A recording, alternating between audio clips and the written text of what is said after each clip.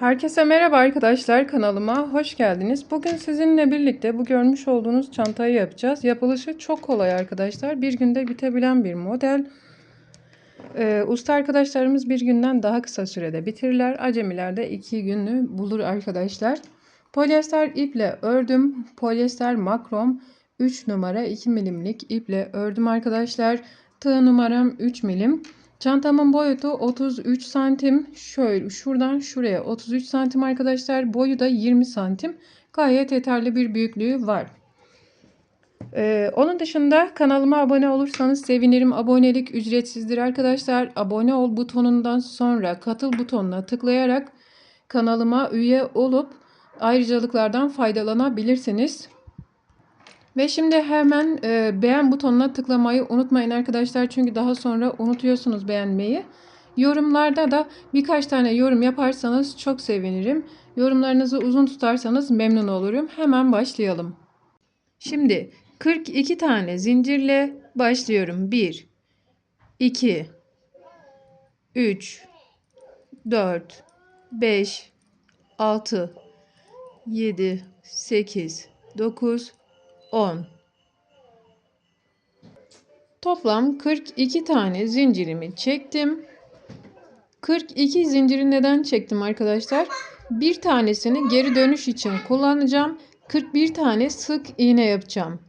Şimdi bu noktaya değil, bu noktaya hemen ikinci zincire batıyorum.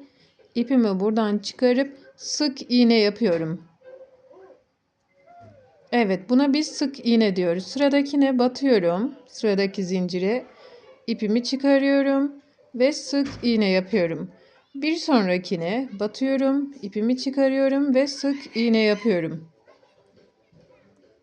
Sıradakine batıyorum, ipimi çıkarıyorum, sık iğne yapıyorum.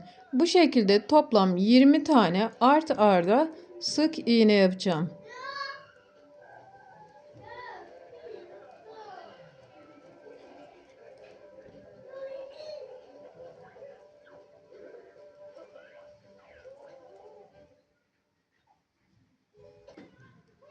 Evet, toplam 20 tane sık iğnemi yaptım. Şimdi 21. zincirimin içerisine batıp 3 tane sık iğne yapacağım. 1, 2, 3. Burası tam ortası arkadaşlar. Burada artırma yapmış oluyoruz. 3 tane sık iğnemiz var. 1, 2, 3. 3 tane artırma yapmış olduk. 2 tane artırma yapmış olduk. Pardon. Şimdi buraya 3 battık ya. Bundan sonra yine 1 toplam 20 tane sık iğne yapıyoruz.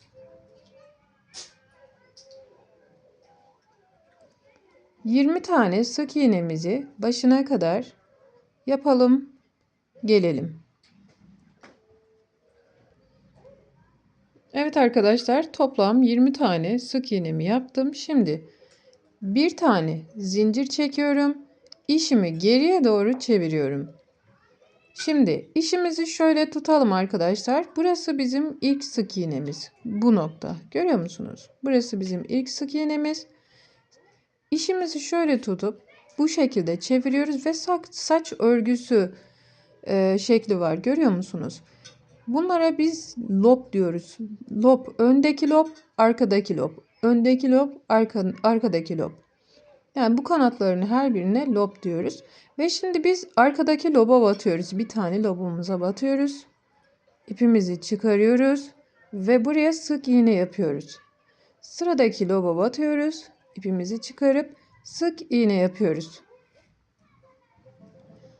Tek tek 21 tane sık iğne olana kadar arka lobdan örelim.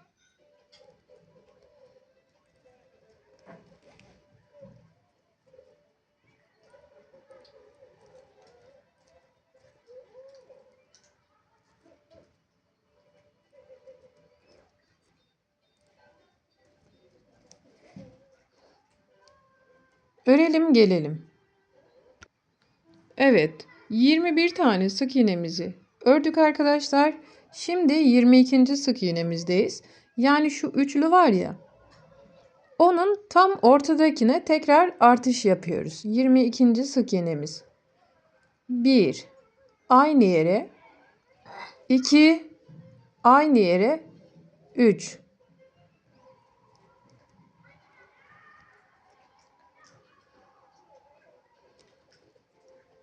1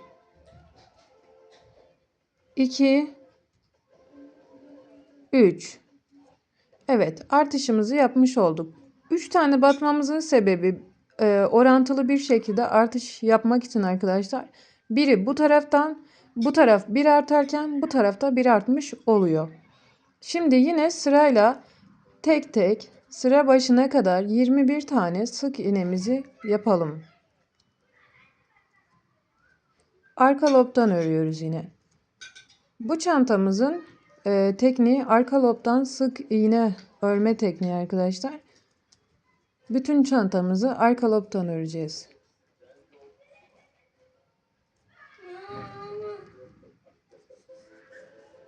Şimdi sıramızın sonundayız arkadaşlar. Bakın şöyle bir işimizi çevirelim. Sık iğnemiz bitmemiş. Bir tane daha sık iğnemiz var bu noktada. Görüyor musunuz?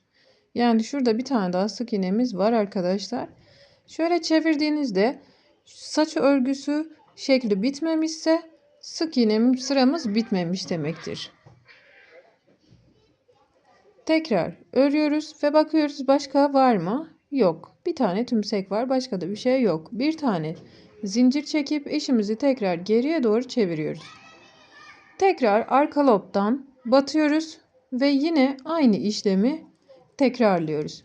Bu sefer sıramız 22 oldu arkadaşlar. 22 tane sık iğne örüyoruz.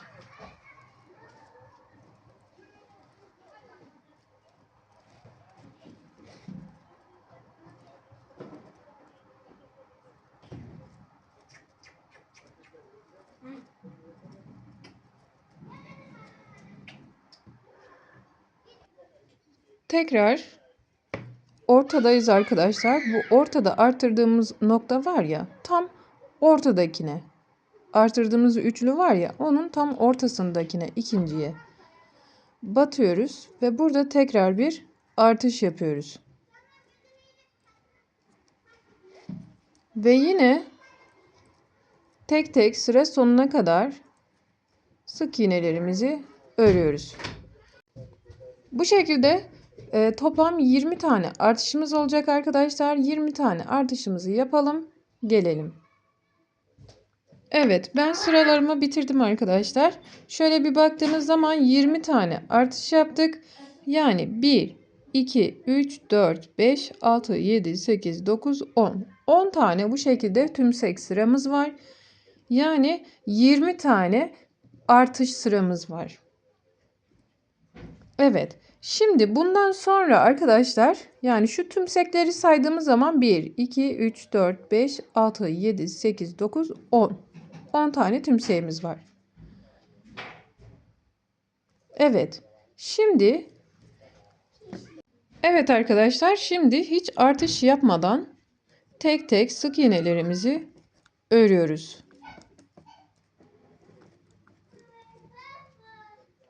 Şu ortaya kadar örelim, gelelim. Köşedeyiz arkadaşlar. Biz burayı hiç artış yapmıyoruz. Yine tek tek örüyoruz.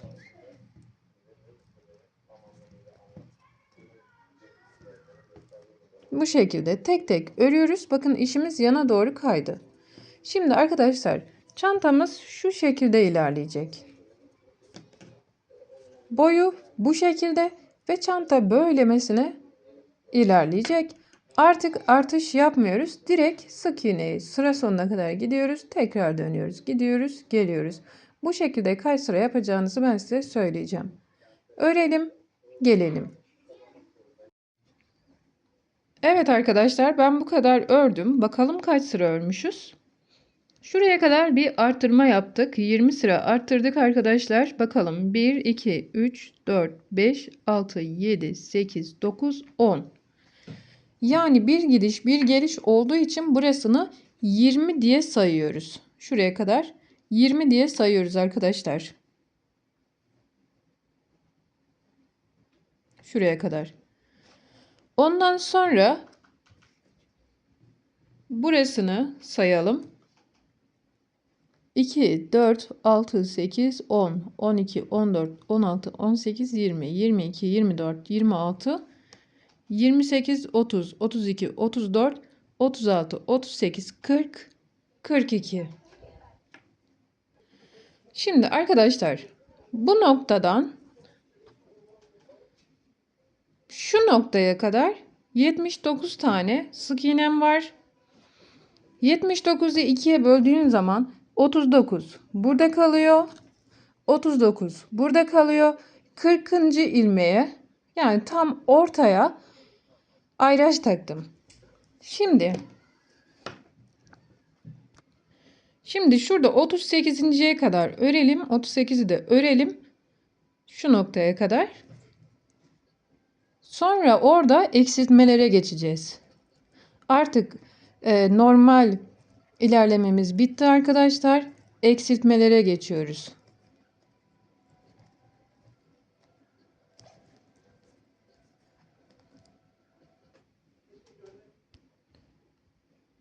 Evet. Şimdi arkadaşlar ayracımızın olduğu yer burası.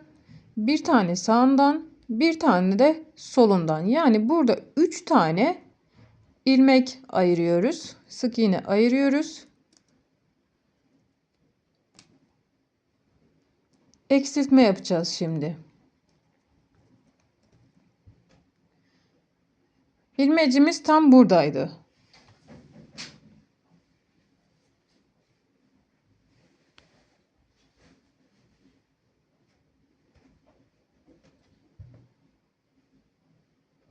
Şimdi ilmecimiz bu noktadaydı arkadaşlar. 1, 2, 3. Birinci sık iğnenin arka lobuna batıyorum. İkinciye batıyorum. Üçüncüye batıyorum. Üçünden birden ipimi geçirip sık iğne yapıyorum. Bir tane eksiltme yapmış oldum. Daha sonra sırayla tek tek öreceğiz. Şimdi eksilttiğimi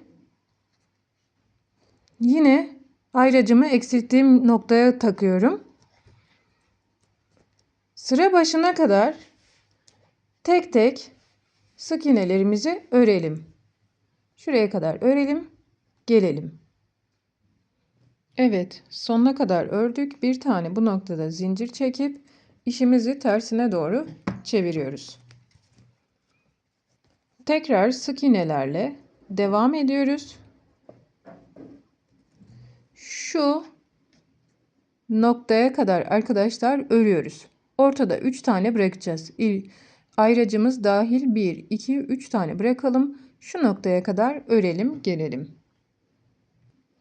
Evet, geldik arkadaşlar. 3 tane ilmeğimiz var. İlmeği ortadaki 3 tane sık iğnemiz var.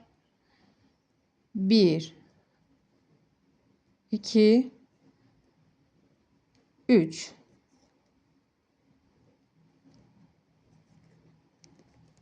Üçünü birlikte örüyoruz. Ve buraya ayracımızı tekrar takıyoruz.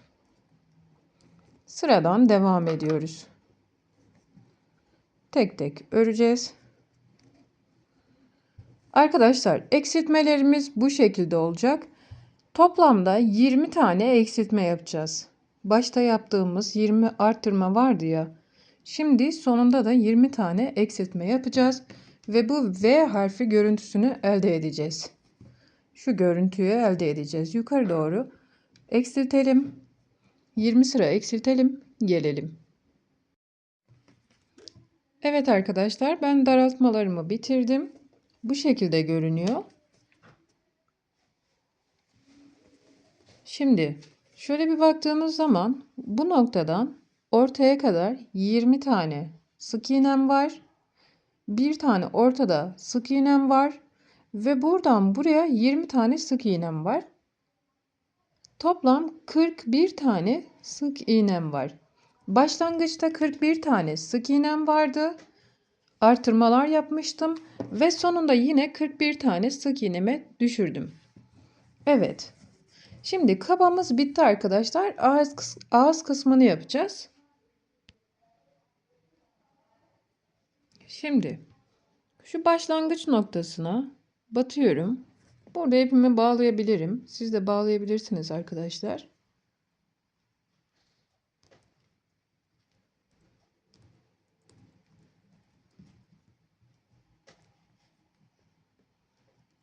Bu noktada bir tane sık iğne yapıyorum. Bir tane zincir çekiyorum. Pardon. Şimdi aynı noktaya bir tane sık iğne yapıyorum. Başlangıç noktam burası. Daha sonra arkadaşlar bakın 1, 2, üçüncüye batıyorum. Şu noktaya. Bakın 1, 2, 3 yani şuraya. Sık iğne yapıyorum.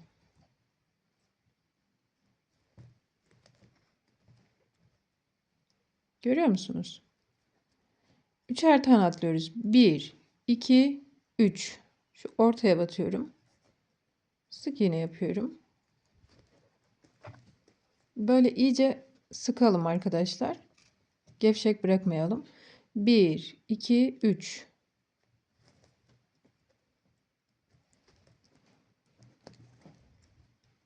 1, 2, 3.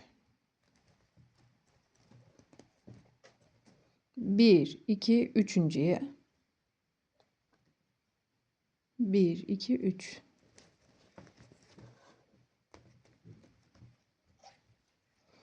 1, 2, üçüncüye batıyorum. 1, 2, üçüncüye batıyorum. 1, 2, 3.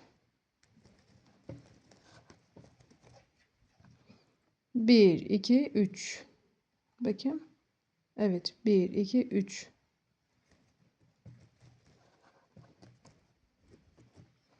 1, 2, 3. Şuraya. 1, 2, 3. Bunu da en son 1, 2 tepe noktasına batıyoruz. 3. Bir tane zincir çekiyorum. Geriye doğru dönüyorum. Şimdi bu noktada sık iğnelerin tepe noktasına sık iğneler yapıyorum.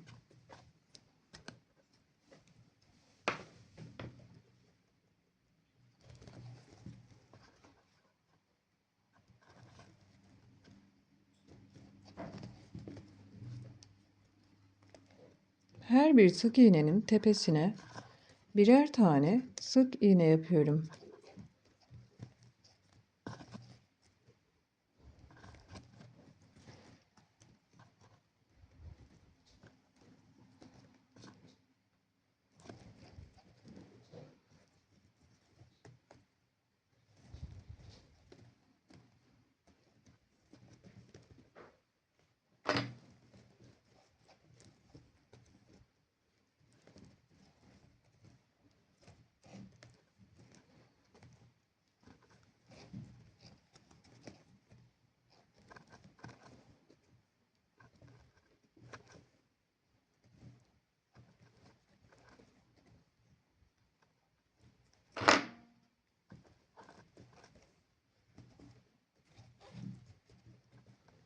Her bir sık iğnenin tepe noktasına birer tane sık iğne yapıyoruz.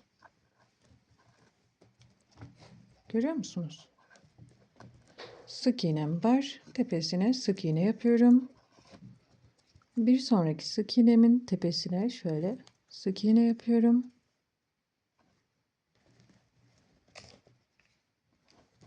İki kanadı da alıyorum bu arada arkadaşlar. Şöyle göstereyim size. Bakın. Şöyle bakın. Şuradan batıyorum. Şurada iki tane kanat var. Arka lobdan falan örmüyoruz. Bildiğiniz iki kanadı da örüyoruz. Sıradaki sık iğneye batalım. Sık iğne yapalım. Şu çakmak var. Şurayı biraz yakalım arkadaşlar.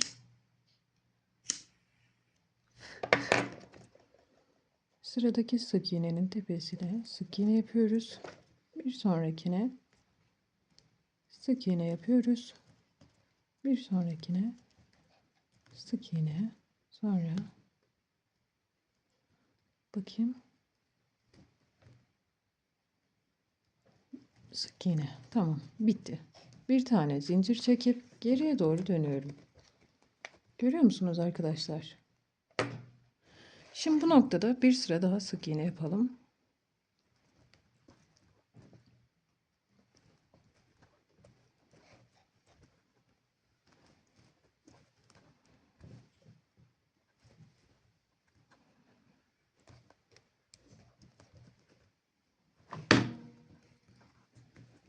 Sıramızın başına kadar sık iğnelerimizi yapalım. Gelelim. Evet, sıramın başına kadar sık iğnelerimi ördüm. Bir tane daha burada sık iğnem var. Şunu araya alalım arkadaşlar. Şöyle. Bir tane zincir çekip geriye doğru dönelim. Şunu da alttan bir yürütelim arkadaşlar. Şöyle bir dakika. İpimizi alttan yürütüp bu ipi kaybedelim. Tekrar sık iğne sırası örelim. Her bir sık iğnenin tepesine birer tane sık iğne yapalım.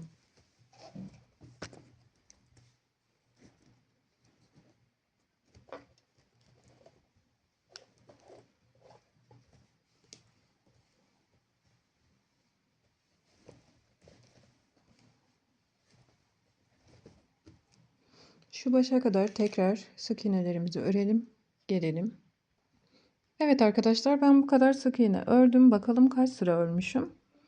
1, 2, 3, 4, 5, 6, 7, 8 sıra sık iğne örmüşüm. Bu isteğe bağlı artırılabilir, eksiltilebilir arkadaşlar. 8 sıra bana yeterli. Şimdi aynı bu tarafta yaptığımız işlemin aynısını arka tarafta yapalım. Gelelim. Evet arkadaşlar, bu şekilde çantamız oluştu. Şimdi şu köşeden başlayacağız. Şöyle sık iğne. Şöyle arkadaşlar sık iğne yapacağız. Hemen bu noktadan başlayalım.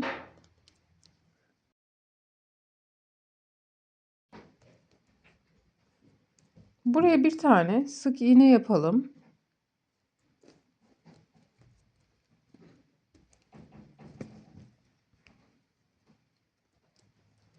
Daha sonra her birine birer tane, bakın her köşe, her bir boşluğa şuraya mesela bir tane sık iğne yapacağız.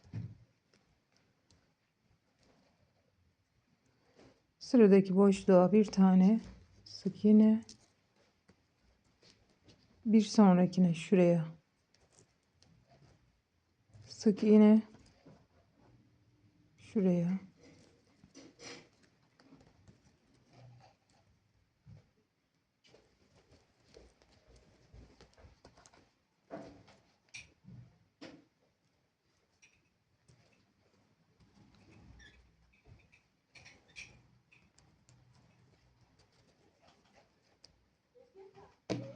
Şurayı birazcık yakalım.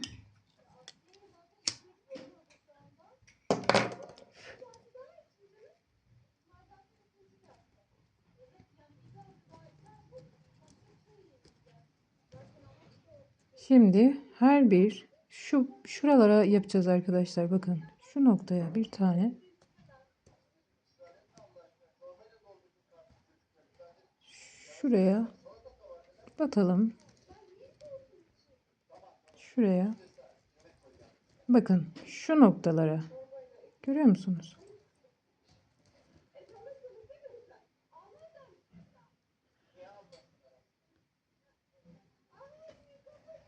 Şöyle.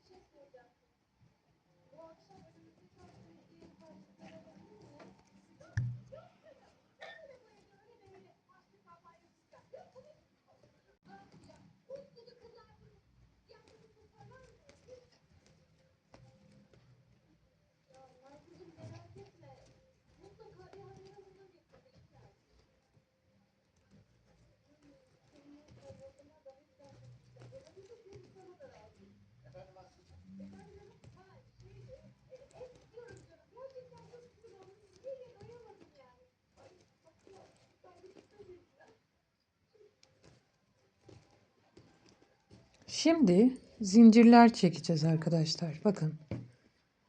Ne yaptık?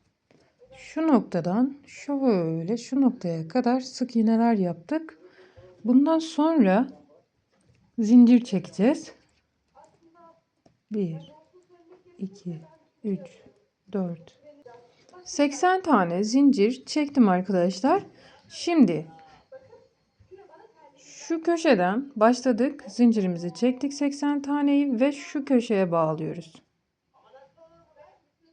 Şu noktaya. Ve buraya bir tane sık iğne yapıyoruz. Sık iğne ile bağlıyoruz.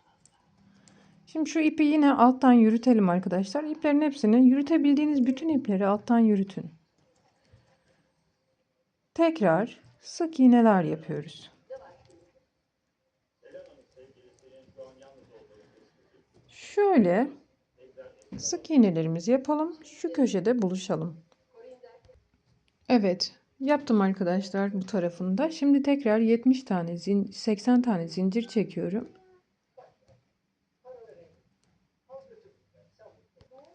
Evet, 80 tane zincirimi çektim arkadaşlar. Bu sefer şu ilk zincirimin tepe noktasına sık iğne ile bağlıyorum. Şimdi iyice sıkalım arkadaşlar. Şurada çirkin bir görüntü oldu. Onu sıkın. İyice kaybedin. Şimdi arkadaşlar bu noktada bundan sonra şöyle bir görüntümüz var artık. Tamam mı? Saplarını yapmış bulunduk. Yani şöyle önde bir tane var. Arkada da bir sapımız var.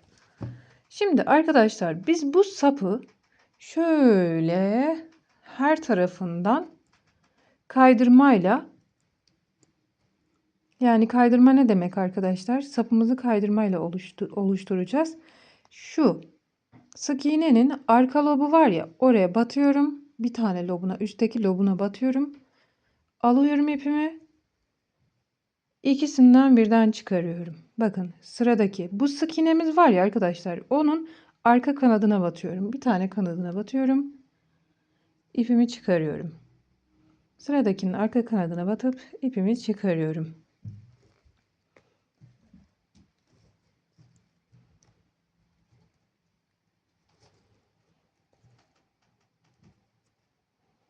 Bu şekilde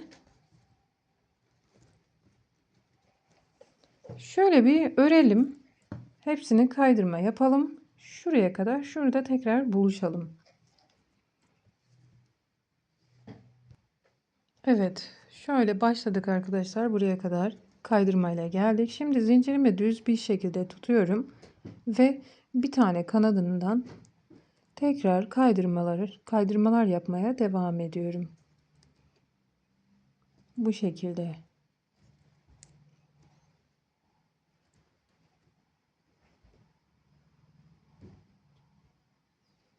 Kaydırmalar yapıyorum arkadaşlar.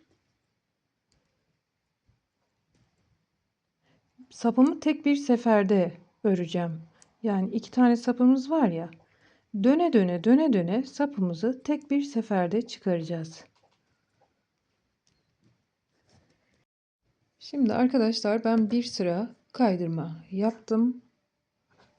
Şimdi ikinci sıramızdayız. İkinci sırayı da göstermek istedim size. Yine olduğu gibi devam ediyoruz. Bakın üstteki lobu alıyoruz bu sefer. Yani zaten üstteki lobu alıyorduk. Artık burada görüyorsunuz kaydırma yaptık ya. Üstteki lobu yine kaydırmaya devam ediyoruz. Şu noktadan başladık arkadaşlar. Biz bu noktaya bir tane ayraç takalım ve bu noktada bitirelim. Şu noktada başladık, şu noktada bitirelim arkadaşlar.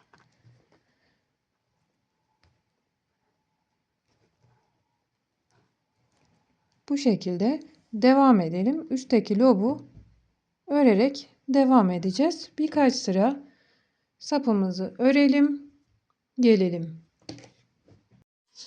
Evet arkadaşlar, ben bu kadar ördüm sapını. Bakalım kaç sıra örmüşüz? 1, 2, 3, 4, 5.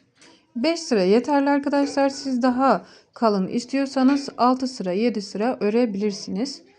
Bu kadar bizim için yeterli arkadaşlar. Şimdi son kaydırmamı yaptım. Ve bu noktada bağlayacağım. Şu ipimi arka tarafa alıyorum. Şuradan.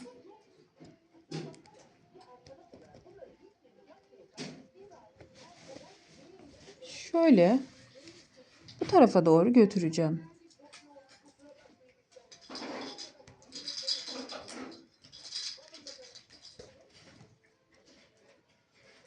Bunu buradan aşağı indirelim arkadaşlar. Sırıtmasın. Sadece hemen dibine batıp aşağı alalım. Arka taraftan çok götürelim. Arka taraftan büyük alalım arkadaşlar. Ön taraftan küçük alalım. Ön taraftaki görüntümüz çirkin olmasın diye ipimizi düzgün bir şekilde kamufle edelim. Bakın şöyle büyük alalım.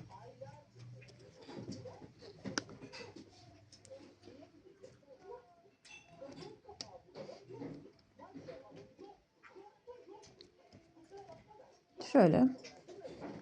Şimdi artık arka taraftan şunu bağlayalım bu noktada. Böyle.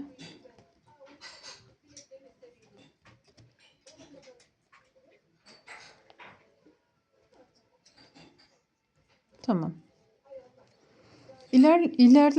Alttan ilerletelim arkadaşlar. Şöyle şu tarafa götürelim. Şurada bir defa daha bağlayalım. Sökülmesin, sağlam olsun ipimiz.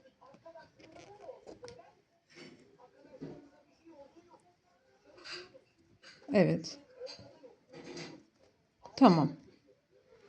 Şimdi sıkı bir şekilde yaptık arkadaşlar. Bunu dibinden kesip yakalım. Kestim arkadaşlar böyle kısa ve şurayı yakacağım böyle. Yapıştıracağım. Tamam. Evet, çantam bu şekilde arkadaşlar. Şimdi şu tarafa baktığımız zaman ben etiketimi yapıştırdım arkadaşlar. Bir de bu şekilde bir püskül yaptım. Siz de püskülünüzü takabilirsiniz bu şekilde. Şimdi arkadaşlar astarlamasını da göstereyim. Şöyle bir astar kestim. Tam çantamın şeklinde. Çantamın altına astarımı ikiye katladım. Çantamın altına koydum şöyle bakın. Şöyle görüyor musunuz? Şu şekilde düzgün bir şekilde kestim. Birer santim fazla kestim ve diktim arkadaşlar. Ondan sonra ağız kısmını da diktim. Şimdi ben bunu çantamın içerisine yerleştireceğim. Ve şöyle bir iğnemle ipliğim var. Bununla dikeceğim. Şimdi tam şu köşeden arkadaşlar tam köşe tarafa koydum astarımı ve bu noktadan dikiş yapmaya başlayacağım. Şöyle düzgün bir şekilde ilerleyelim. Dikişimizi düzgün bir şekilde yapalım. Şu tarafa, ön tarafa taşırmayalım arkadaşlar.